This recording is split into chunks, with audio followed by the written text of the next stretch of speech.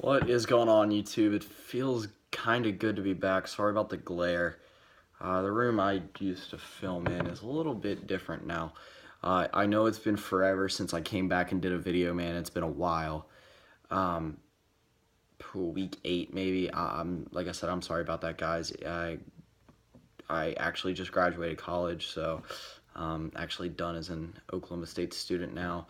And yeah, like I said, it's just been a really busy last couple weeks. If you guys paid attention to my videos before the stoppage, then you know that I've been working a lot with my current journalism career. I was working at a company called Last Word on Sports as a football journalist, and I've expanded outwards now. I might talk about that more in another video, but just giving you guys a cool idea of where I'm at. I think by the end I had quite a few people that I know that were regular commenters and help me support this channel pretty well. And I'm hoping there's still some people around that are excited to still see my videos, because like I said, I've been planning to get back for a while, and now that the semester is finally over, I can finally get back to it. So as you guys can probably tell by the title of the video, this one I'm going to be doing my Alamo Bowl preview. Guys, very similar to last year, I'm going to come back and just do every individual bowl preview, and obviously I need to get it done before Saturday with the first round of, I believe it's 4 games. And yeah, so let's go ahead and get to it. I'm not entirely sure how I'm going to be doing the format for these videos yet. Honestly, I'm probably just going to give you guys my thoughts on the game and then my actual prediction at the very end. And then obviously keep tracking and see what it is. I don't have any idea right now what my record was through the 8 weeks I did predictions, because, like I said, that's a little while ago. So like I said, let's jump right into it.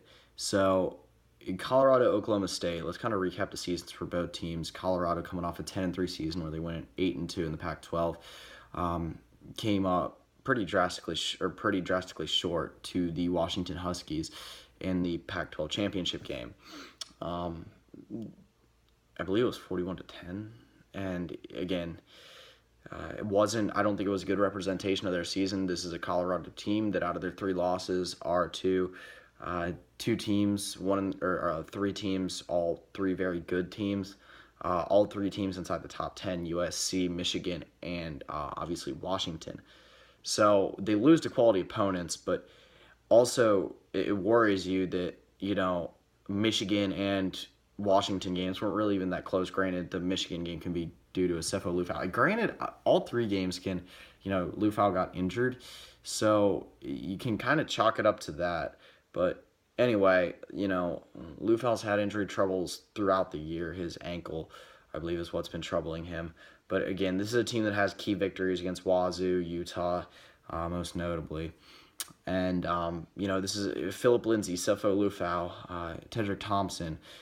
These are guys that have, Woozy, first name's slipping me, cornerback Woozy. But anyway, big years for this Colorado team. Mike McIntyre won Coach of the Year. Now on the Oklahoma State side of things, obviously I went to Oklahoma State. I'm a huge Oklahoma State fan, but again, I'm going to try to keep it as unbiased as possible. So this Oklahoma State team went 9-3 this year, 7-2 in the Big 12.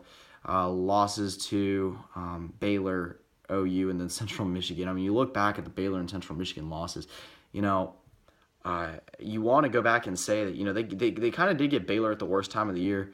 Baylor was 5-0 heading into the game. They were fully healthy at the time. Seth Russell was still going. I believe Shock Lind, I don't remember how many games Shock Linwood missed.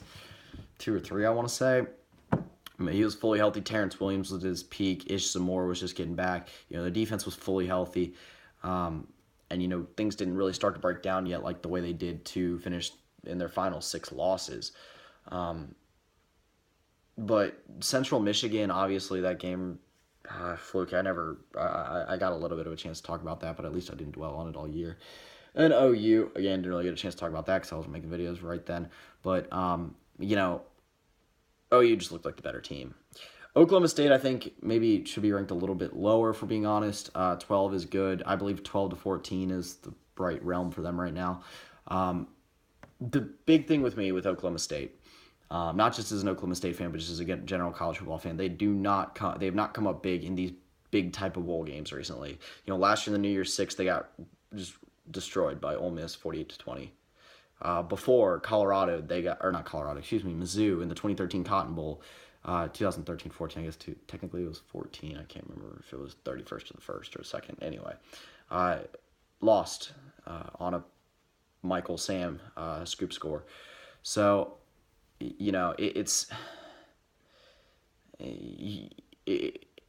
haven't really been able to come up big in big games this year.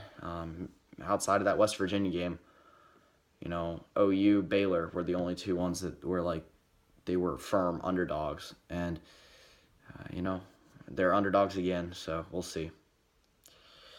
Now, the actual prediction for this game.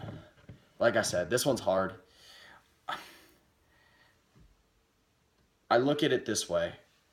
I know that Colorado has better defense than Oklahoma State. I think that's a no-brainer. Oklahoma State has the better offense. Justice Hill has been on fire of late, so has Chris Carson at running back. And then you got to consider just the fact that Mason Rudolph, James Washington form still one of the most dynamic quarterback wide receiver duos in college football. I'm going to actually take Oklahoma State in this game by a score of 42-35. Something about this game just screams great finish of the season for Oklahoma State. This can get them back into the top 10. This could possibly convince Mason Rudolph and James Washington to come back for another year. But either way, I think it'll be a big game for the Cowboys. But anyway, like I said, good to be back, guys. I'm going to make sure I do every single bowl game and cover them well. And like I said, be back making YouTube videos every single day like I was, during the summer and early in the fall. So anyway, that's pretty much it. See ya.